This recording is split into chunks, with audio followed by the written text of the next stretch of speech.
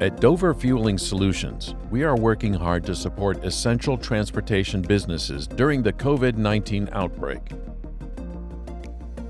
The health and safety of you, our customers, and your customers is our top priority. It is important to practice thorough, regular cleaning of your site equipment to minimize the risk of the virus spreading, especially after use.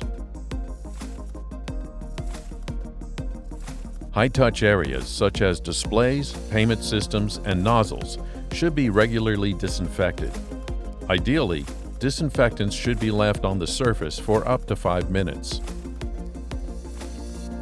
Avoid using bleach where possible, as this can be harmful to metals and potentially unsafe when mixed with other products. Remember, always consult the operations manual and manufacturer's instructions before cleaning.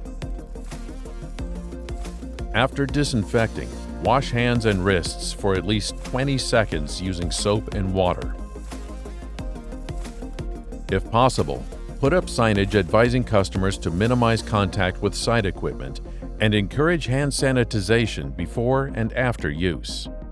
In store, make sure social distancing measures are in place, payment terminals are regularly cleaned, and encourage contactless payment where possible.